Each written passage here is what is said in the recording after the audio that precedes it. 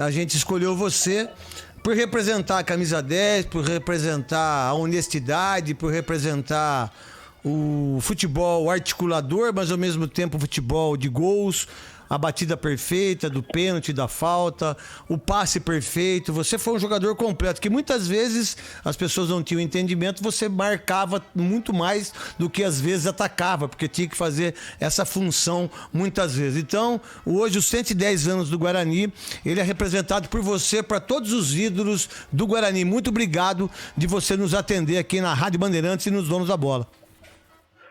Olha, Netão, prazer é todo meu, uma boa noite aos ouvintes. Falar com você é sempre um privilégio muito grande, porque você foi craque em todos os clubes que passou e continua sendo craque agora, comandando programas esportivos. Então eu tenho uma consideração e respeito muito grande por você. E agradeço essa sua consideração, embora eu acho que também você foi um dos maiores representantes vestindo essa camisa do Guarani. Para mim só ter vestido a camisa 10, sabendo que você vestiu, já foi excepcional. Então vamos conversar com o Zenão, eu, o Canhão, Gustavo Soler e o Capelanes também. A primeira pergunta sua, Gustavo Soler, é que você está numa fase de sonoplastia, tá certo? De sonoplasta. Tá demais. Produção artística. Que produção artística. Você tá numa fase... Se fosse filme pornô, você daria... Você seria um dos maiores de todos os tempos. Alexandre Frota ia te contratar. Mas como não, então vamos lá fazer a pergunta pro nosso querido Zenon. Tudo bom, Zenon? Boa noite. Obrigado por atender os donos da bola. E eu queria que você já falasse, né, a respeito do título brasileiro de 78, onde você participou, marcou o gol no primeiro jogo contra o Palmeiras. Foi o título mais importante da sua carreira como jogador e por ser num clube do interior do estado de São Paulo, tão grande como é o Guarani? Muito boa noite, meu amigo. Bom, você já pulou uma parte aí da minha vida dentro do Guarani, né? Porque eu cheguei aqui em 76 no Guarani e já fui campeão do primeiro turno do Campeonato Paulista. Verdade. Aqueles grandes clubes do futebol paulista da época, com Ademir da Guia e companhia e tudo mais, né? Corinthians, o Corinthians nem tanto, mas o Palmeiras era complicado demais. Mas, bom, o título de 78 foi algo absurdo, né? Que aconteceu dentro do futebol brasileiro, na época. Porque nós jamais imaginaríamos que seríamos campeões do Campeonato Brasileiro, porque tinham nada mais nada menos que 10 clubes com elencos maravilhosos e que estavam muito na nossa frente. E que nós entramos no Campeonato Brasileiro de 78 para participar e para não cair de divisão. Só que a gente foi passando de fase, porque naquele tempo era um campeonato com fórmula diferente, né? Eram 8 grupos de 10 ou 10 grupos de 8, um negócio assim. E a gente foi passando de fase, né? Até chegar numa partida que foi, na minha opinião, a partida que foi o divisor de águas para o Guarani, que foi a partida contra o Internacional lá em Porto Alegre. E que, por sinal, o senhor fez um gol antológico de novo, né? Nesse contra o Vasco e fora os outros, né? Canhão, a pergunta para o grande Zenon. Querido Zenon, um abraço, sempre uma alegria ouvir você. E uma pergunta que você deve ouvir quase todos os dias ao falar ou ao dar entrevistas. Por que a gente não tem mais gols de falta? E nem precisa ser gol lindo como você fazia, como o Neto fazia. O que está acontecendo com o futebol brasileiro há tempos, hein, Zenon? Um abraço. Um abraço para você, Canhão. Bom, eu acho que isso aí já vem lá das categorias de base, viu, cara? Porque, na minha opinião, para você formar um ótimo profissional, você tem que ter um bom trabalho nas categorias de base. Então, é a partir dali que você transforma esse profissional ou num belo marcador, ou num cara que arma muito bem, ou num cara que sabe definir muito bem. Entendeu? Eu acho que o problema está ali, na base, onde esses jogadores estão sendo formados. Porque tudo melhorou para o atleta hoje. Se eu e o Neto jogássemos hoje, a gente faria de 7 a 10 curvas na bola até chegar no gol. É pra você ter ideia. Até a gente faz, né, Zé? Nos jogos de Master, né? Que infelizmente não tem.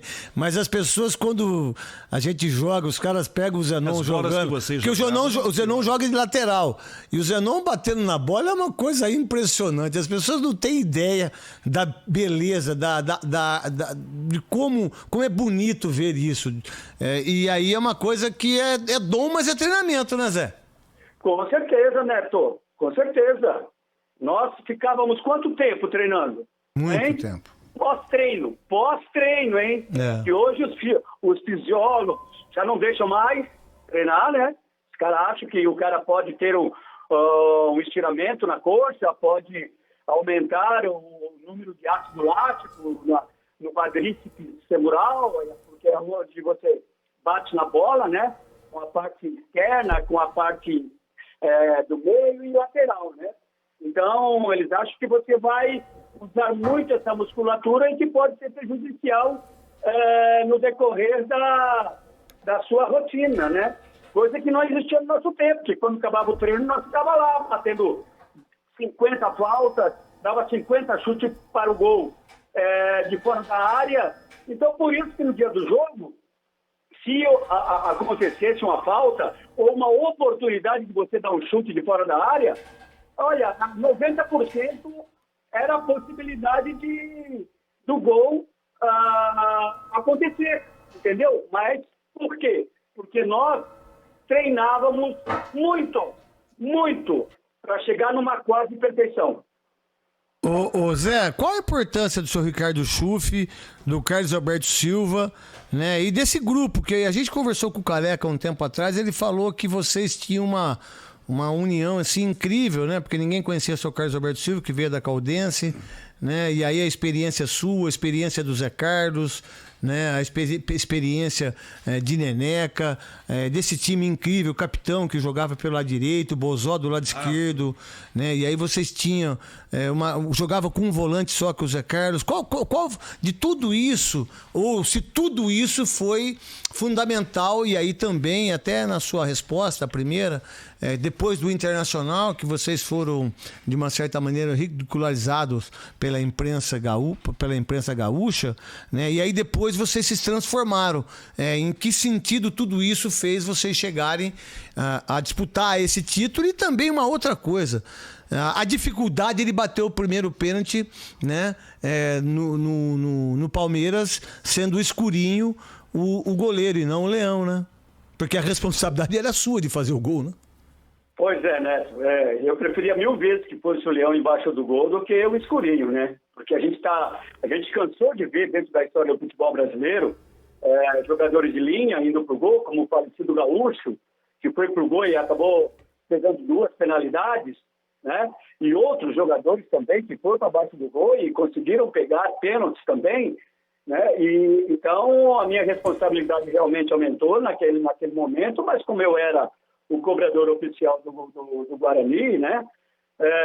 Então a responsabilidade era minha, mas eu não tremi não. O coração acelerou um pouquinho, sim. Não vou dizer que não. O coração deu uma acelerada. Mas, como eu treinava muito também, penalidade, o Escurinho, o falecido Escurinho, que Deus o tenha em bom lugar, não saiu na porta. Você quebrou a costela dele, né, Zé? Não teve jeito, cara. Ele se arrastou no chão pro lado direito e eu meti a bola no canto esquerdo. Mas, ô Neto, então, foi naquela partida, né, contra o Internacional, que nós demos um baile lá no time do Inter, demos uma aula de futebol, né? Demos uma aula de futebol. O placar foi injusto, 3-0, porque era para ter sido 10, 11, 12, pelas oportunidades que nós criamos naquela partida. Mas 3-0 foi de bom tamanho, já deu 3 pontos para nós, e eu fiz um dos gols mais emblemáticos, né, de todas essas edições de campeonatos brasileiros, né? Se fosse hoje, eu ganharia 10 prêmios Puskás. Não tenho dúvida disso. Gol, né? Não tenho dúvida que você ganharia o prêmio Puskás.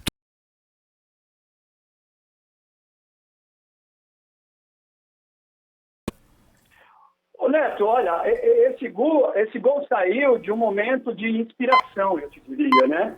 Foi no segundo tempo, eu recebi a bola do Gomes, centro do nosso Zagueiro. campo.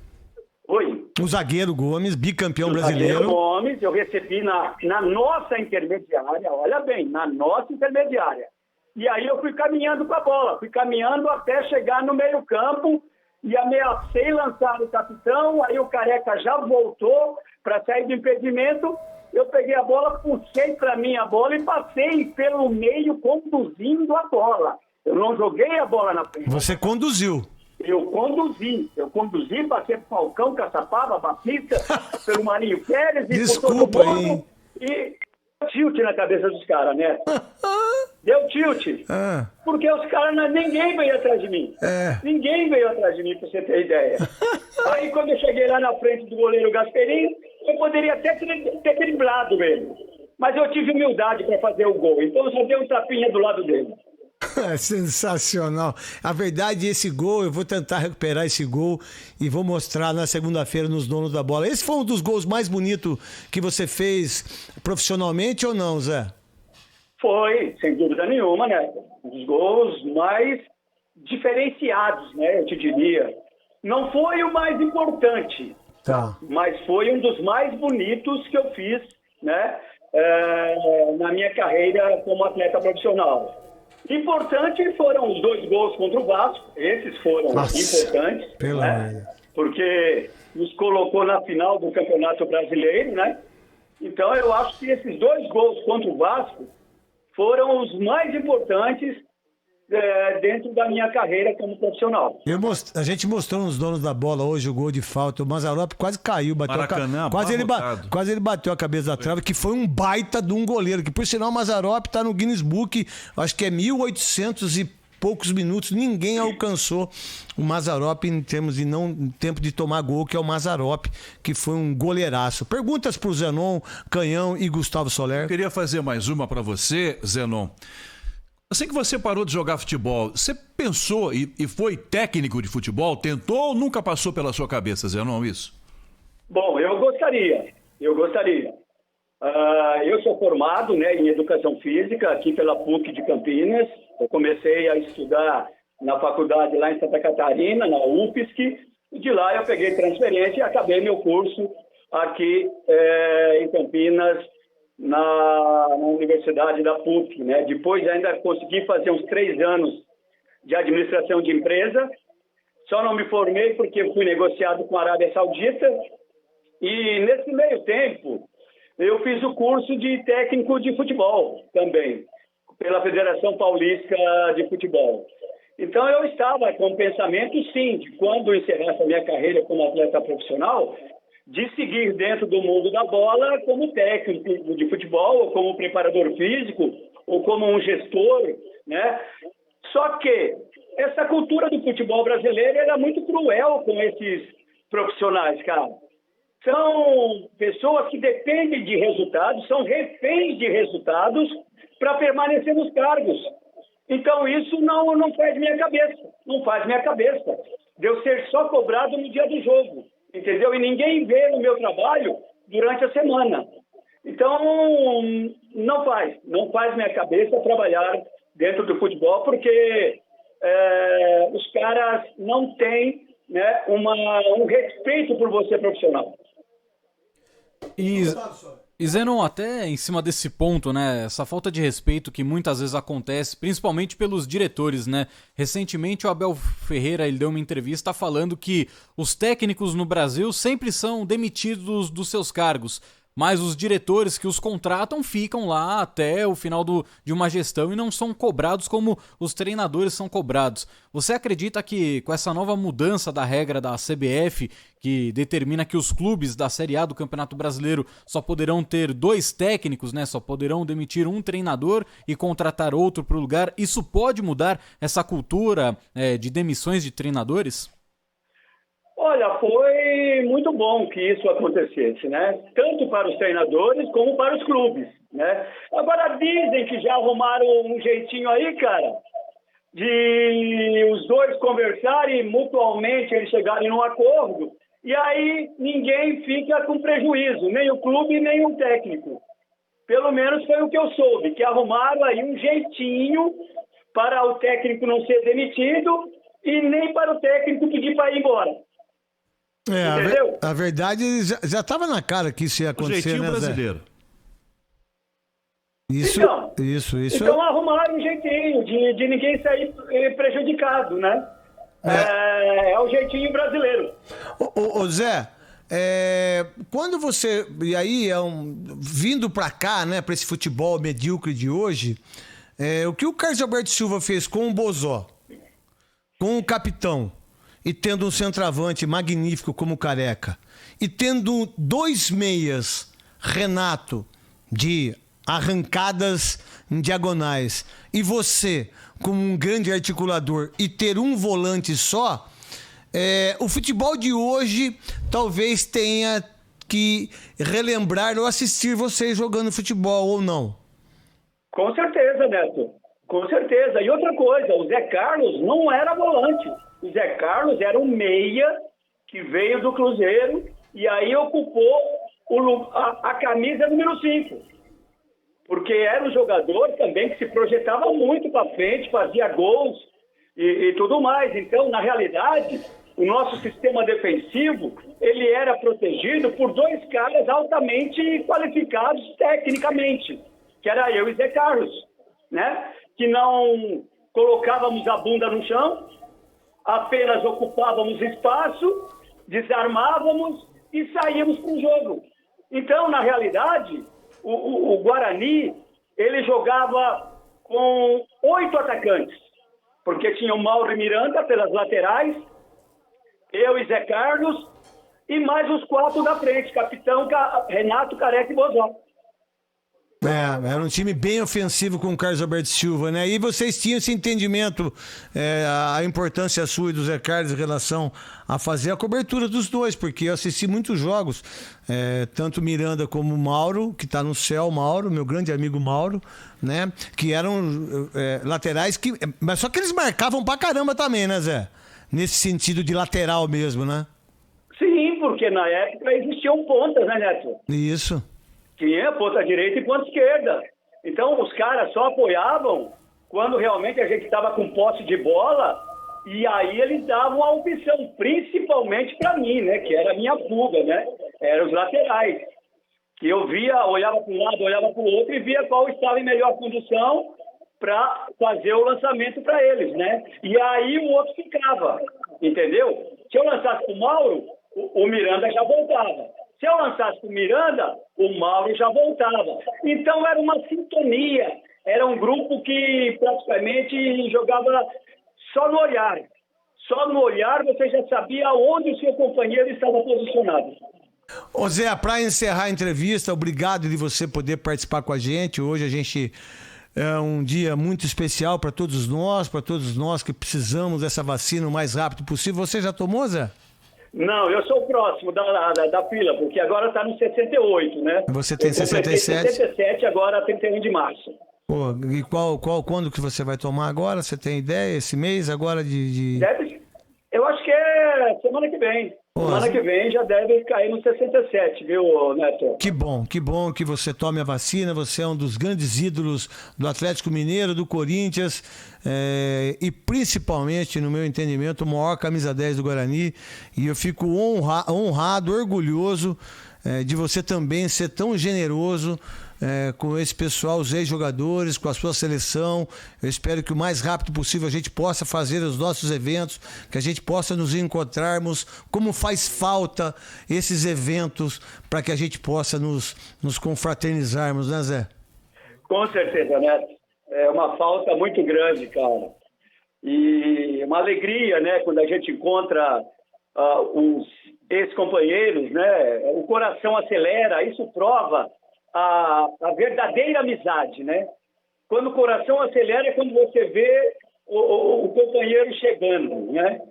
Agora, infelizmente, nós tivemos uma perda aí irreparável, cara, irreparável, porque era o cara que alegrava todo mundo, era o cara que mudava o ambiente, era o cara que dentro de campo ele te blindava, que é o nosso Gilmar Fubá. Nossa, como ele foi importante para todos nós nessas nossas viagens, né? Cara, era um cara fora do comum, cara. Fora do comum. Ele dentro de campo, ele me protegia, pra você ter ideia. Verdade. Se o cara desse uma chegadinha em mim, ele já ia lá no cara e já falava pro cara, ó, te prepara que eu vou te pegar. Porque você chegou no Zenon, seu filho da... Exatamente, ele fazia muito isso para todos nós. Fora que ele alegrava a gente no almoço, no jantar, depois do jogo. Ele faz uma falta incrível, o Gilmar Fubá, que está com certeza olhando por nós lá em cima. Ô Zé, obrigado pela sua entrevista, um beijo no seu coração e saiba que todos nós